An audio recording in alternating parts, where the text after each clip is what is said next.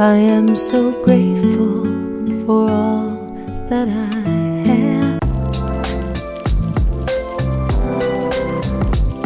Hi guys, welcome back to my channel. My name is Monique Macrin. If you're new here, welcome.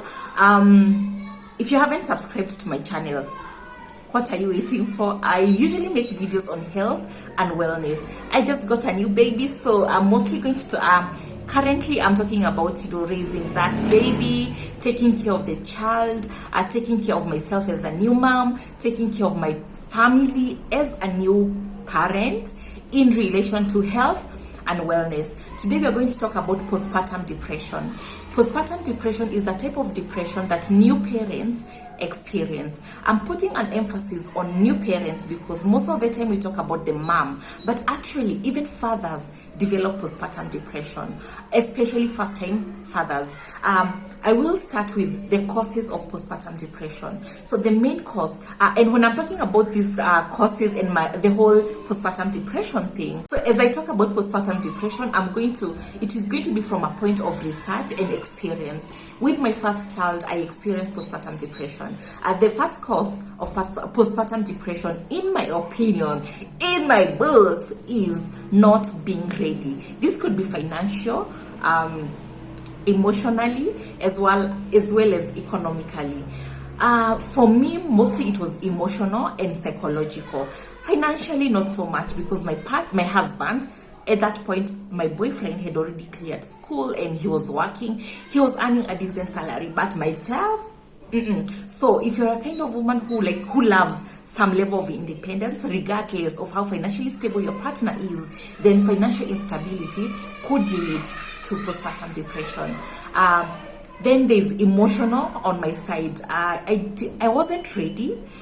I knew that I was in this relationship for the long run.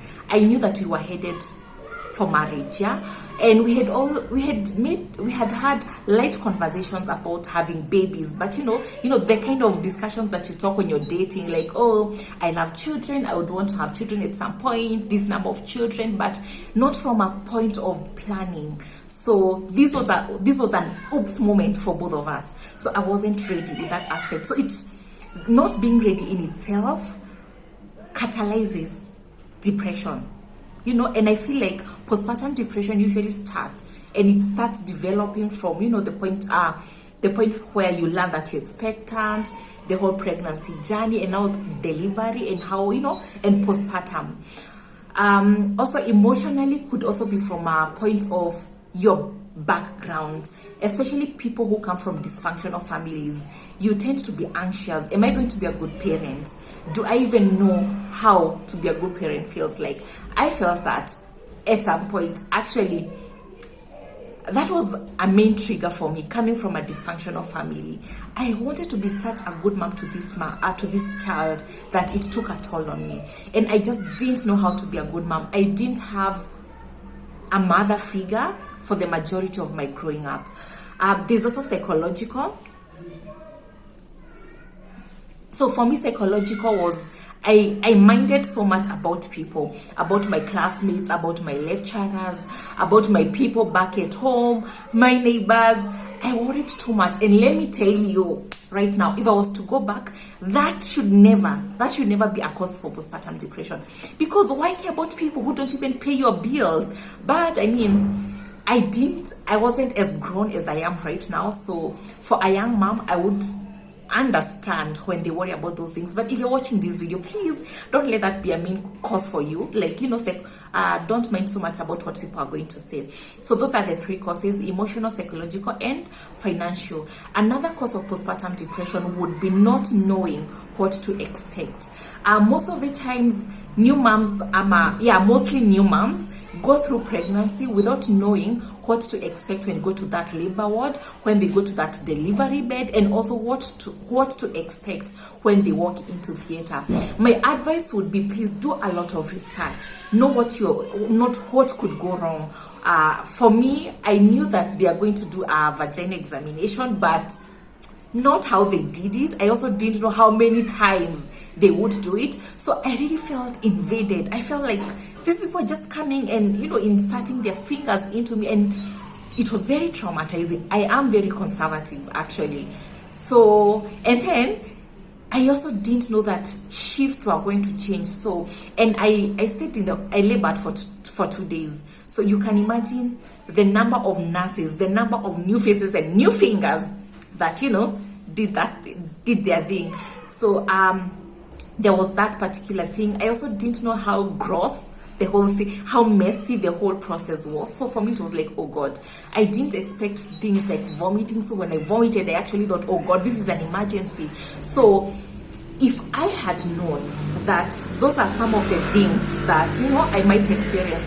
Also, I knew very well that my labor was going to come naturally. See, I was very fit. I wasn't overweight, and I tried to be active during the whole pregnancy period, but labor didn't come. And 2 weeks, I was actually 2 weeks late. So they had to induce. I didn't expect induction. So for me, induction, the vagina examination, the whole messy and grossiness of it all was a main trigger.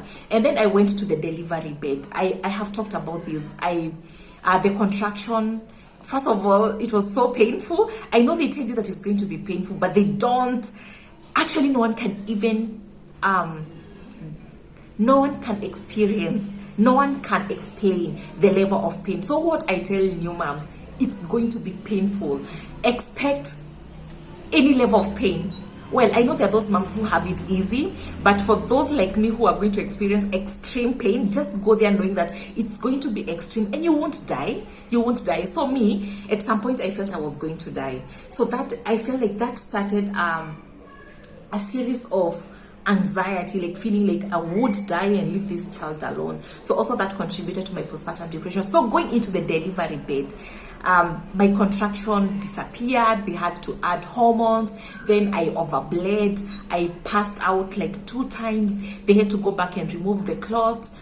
It was a bit too much, and I didn't know. And I feel like if I had done my research, if I had watched videos like this, and knowing that this could happen, it wouldn't have taken me with so much surprise, and probably I would not have experienced postpartum depression. So once you're pregnant, do your research. Know the things that know what the people at the hospital, know what the doctors, the nurses are going to do to you. Know the things that could go wrong. That prepares you. And I feel like preparation is key in making sure that you're comfortable and calm during the whole pregnancy period. The other thing that I'm going to talk about is emergencies. I feel like emergencies are a main cause of postpartum depression. Emergencies in this case could be maybe the baby came early, so that is the baby came early, so probably you hadn't done your shopping, you are not even ready financially, you didn't even know the hospital that you're going to go to, or you actually had a proper birth plan, but this emergency found you in town. It found you in a different town altogether, and you just had to go to this hospital that you don't even know, maybe a hospital that is not of your liking. So those emergencies, they take you, they could be a trigger for postpartum depression. Another emergency would be maybe you're going through labor and then you experience complications. So those could also be points of postpartum. Those could be triggers for postpartum depression.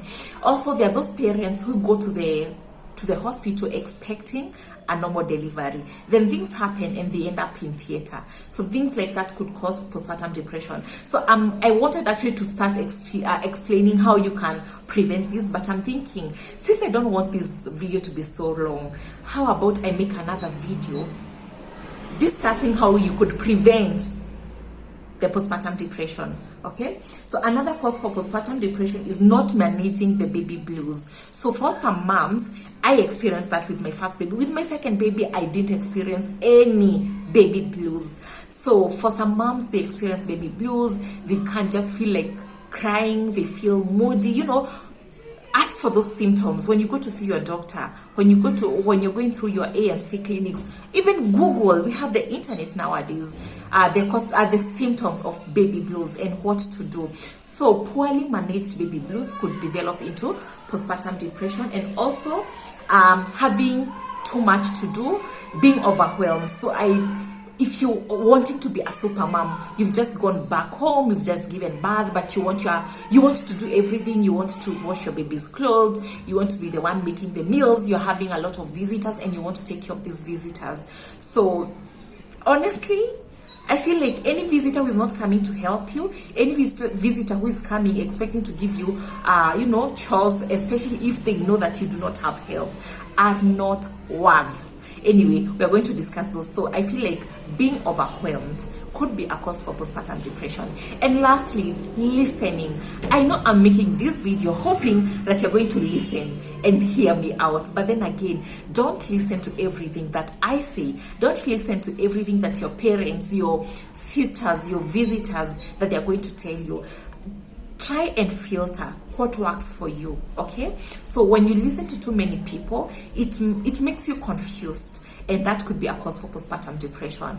Those are the causes that I could think about. I could think of that causes postpartum depression. Please be free to interact at the comment section. Tell us, what do you think triggered your postpartum depression? Maybe you're talking about a friend. Let's interact, let's learn. If you love this video, please, a moment of silence. I'm waiting for you to give it a like, also to subscribe to my channel, and also share with other moms. Please don't go anywhere. I'm going to come with part 2 of this video discussing how to prevent postpartum depression. Until next time.